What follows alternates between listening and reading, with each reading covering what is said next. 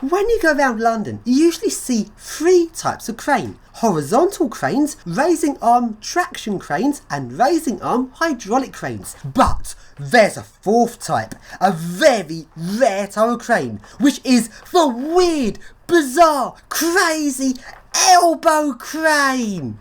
These cranes are so odd looking and they are so fascinating, and I've wanted to drive one of these for ages because of how odd they look. Now if you take a look at this drawing of the 4 different types of crane, notice how well balanced the 3 normal types of crane are. The horizontal crane is always well balanced because of the way it's designed. It's got the counterweight, and the counterweight is half of the weight of the maximum load a crane can lift, although with that said, the maximum load of the crane reduces as the hook goes further out, and that's because of the way it's balanced on the arm. But with that said, it's designed so the counterweight is always the half weight of that force. Then you've got a traction raising arm crane, and those are always well balanced. The counterweight is a fair distance out. Then you've got, as well as the counter jib, you have a secondary counter jib which ropes go around, and that just well balances it. Then you've got the hydraulic raising arm crane, and on this one the counterweight is on the arm and the whole thing moves, so the counterweight gets closer to the tower as the arm raises, meaning it always stays in balance, although it does sway a lot because of its design.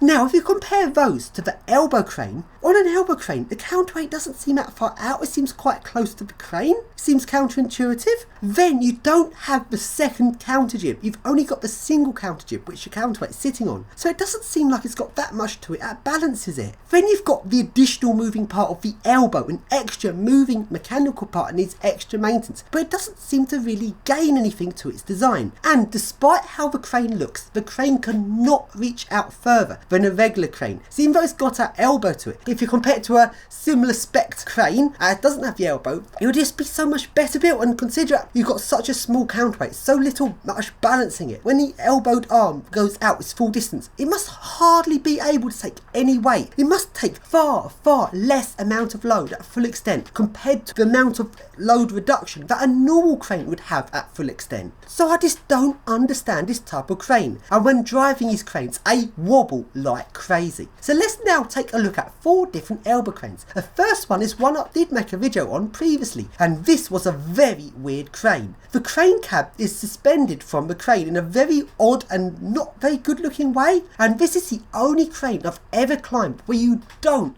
have to climb through the axis. Instead you step out from just below the axis to a circular platform round the crane, and then the crane cab rotates around this circular platform, meaning you have to step from this platform to the suspended dangling crane cab. Is this so odd? Throughout the elbow crane, cab is supported by that.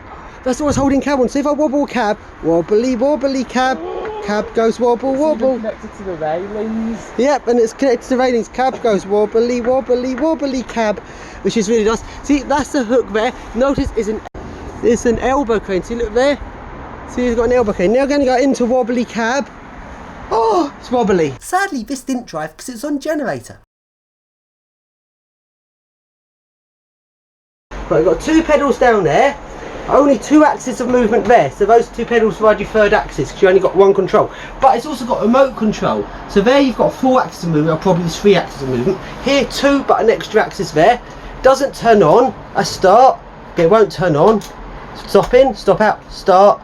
It does not turn on, sadly, I don't know why. Got this just does, it just beeps.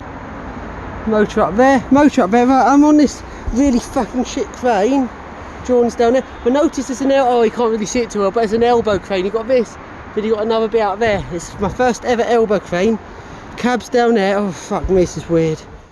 The next elbow crane we're going to take a look at is this one. This one seemed a particularly old one and did not seem in very good condition. It was very rusty and it seemed like it wasn't very well built. Plus the tower section had been installed incorrectly, as the tower sections are meant to be rotated with each section to stagger the ladder, but on many sections they hadn't been. It's just scary when you know they haven't actually installed the crane properly. Before the building site closed up for the day and I climbed it, I was sitting outside this crane watching the crane driver drive it, and the crane crane was shaking like crazy. Now on a regular crane they do sway a lot, but you usually can't see this that well from the ground. But on this one you could clearly see it going all over the place. The second part of the arm, the part further out from the crane, was just jolting all over the place. I do not know how the crane driver could keep the load steady with it jolting like that. And the tail of the crane, you could actually see it swaying a lot. It must have been scary up that crane while it was driving. Sadly though, I wasn't able to drive this crane because the cab was locked.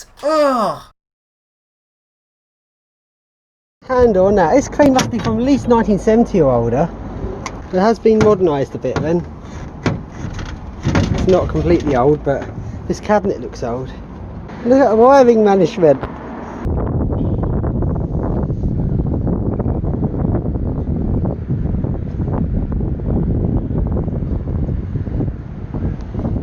Now we go to the next elbow crane. This one seemed a lot better built. Sadly though, I couldn't drive it because it was on generator. We still climb up it and have a look at the structure of it. So then, I thought I wasn't going to get to drive an elbow crane because not many cranes nowadays are drivable. People keep their cranes a lot more secure nowadays. And with elbow cranes being so rare, I thought the chances of an elbow crane that could be driven, very unlikely. But I found one. The fourth elbow crane I managed to find is actually a new one. Now I thought elbow cranes were a thing of the past and were mainly used on little tiny building sites that couldn't get anything better, like a past design that no one really wanted apart from the cheapest of the cheapskate sites. But no, this is actually a modern day elbow crane. No idea it was still built. Let's climb it and drive it. Firstly, let's do the most obvious thing. Let's drive out the elbow arm. And this crane sways like crazy when you extend the arm. In fact, extending the arm makes the crane sway more than rotating a hydraulic raising arm crane. And if you know how much one of those sway, this elbow crane properly sways. Notice how small the counterweight is. When this crane arm is extended to its full reach, it must take hardly any weight. That counterweight is tiny. Anyway, let's drive it. And here up the axis and up to the elbow crane. Let's drive it. And from up here we get a beautiful view of the elbow crane. It really shows what an amazing bit of equipment it is.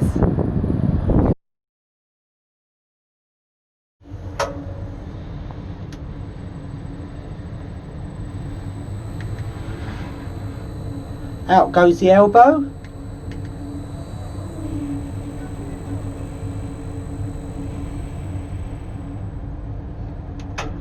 There's our position. That shows you the position of the crane and the area you're not allowed to take it in down there. Now we're going to bring our elbow back in.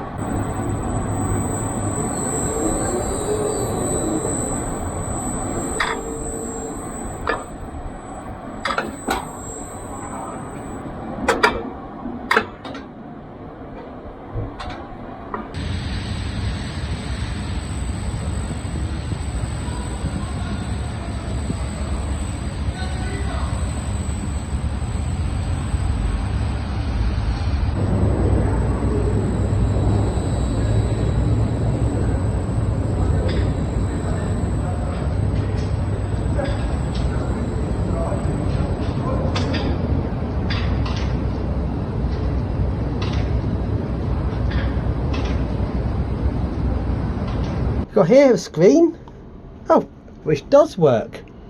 Tells us a bit about the elbow crane, made by Arctic Crane. Front wiper, roof wiper. So I turn on roof wiper. And there we can see the elbow crane. A look down, we can see the crane tower. Now I wanted to drive an elbow crane for so long, and this is my first ever modern elbow crane. All other elbow cranes I've ever seen have been vintage, really weird, rattly things, which sadly all haven't driven. This is my first modern day elbow crane.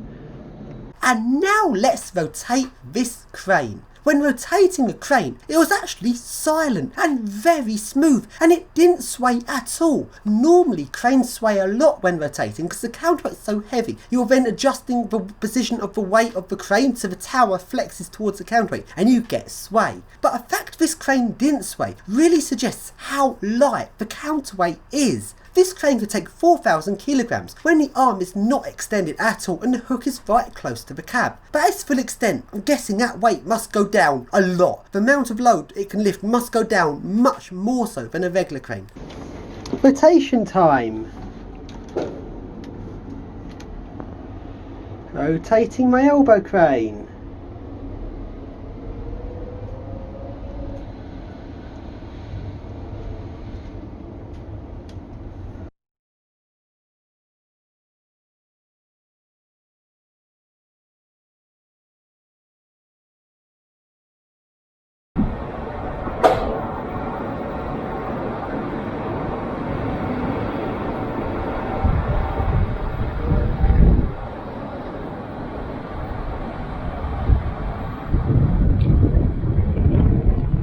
And now let's drive the hook.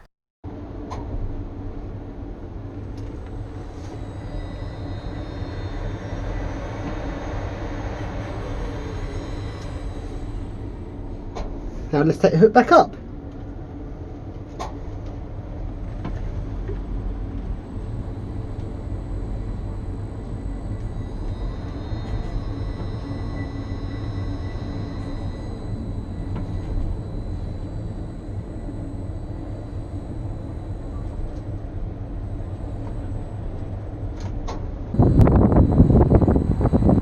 Oh wow, they've mounted the hook motor up there.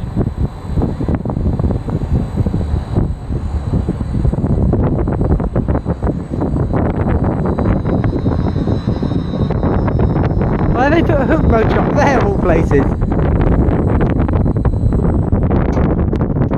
Send the hook down on the elbow crane again.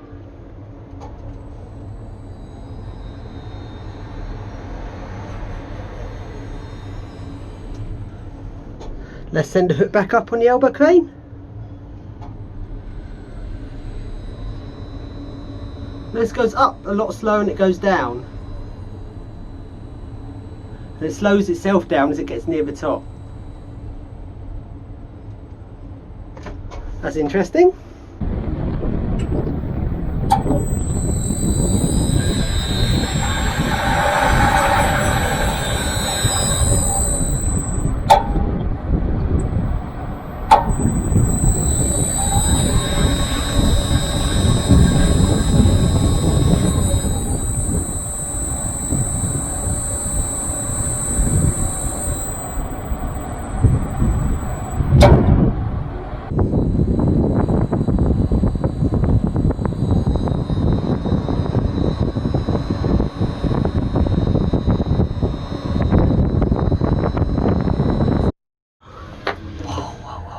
Slowly.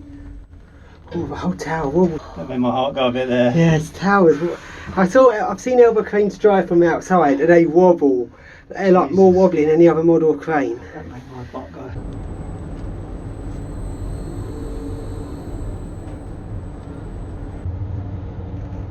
And that concludes our elbow crane driving session.